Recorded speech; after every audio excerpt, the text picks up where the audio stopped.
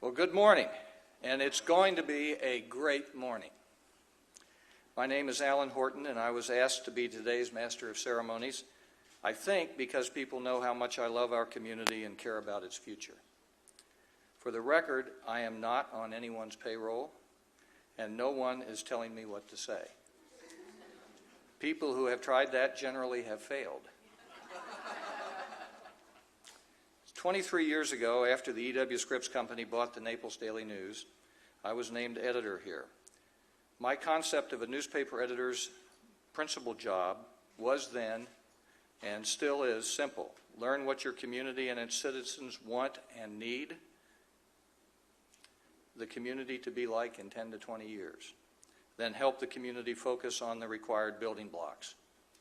Each step of the way, let information rule, not fear, not politics, but information. Thank you all, guests and members of the press, for coming here today with that very same goal of looking out for the community's future and for continuing to gather the information you need in that regard. By the way, my former employer, Scripps, had a motto for its newspapers: give light and the people will find their own way. You notice I'm wearing my lighthouse tie today.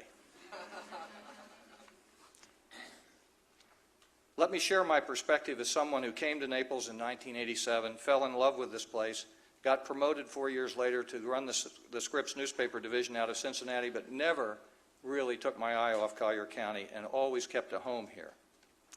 When I did retire at the end of '04, I dove back into civic and not-for-profit work here with exactly the same objective I've always had. Figure out what this community needs not only today, but in 10 to 20 years, and then work relentlessly to help make it happen. I call it community building. We are very fortunate in this community to have hundreds and hundreds of community builders. 23 years ago, we didn't have an Edison College campus here, or an FGCU just up the road, a Philharmonic Center for the Arts, public transportation, a botanical garden, a museum of art, and a school district, but we had visionaries who knew we needed them and went to work. You are about to hear an announcement rich with potential for our community.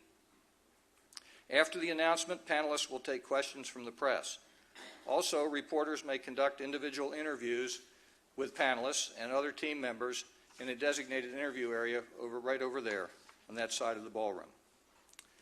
Now it's my honor to introduce Dr. Charles E. Hewitt, Vice President and Chief Operating Officer of the Jackson Laboratory and General Manager of Jack's Mice and Services, the organization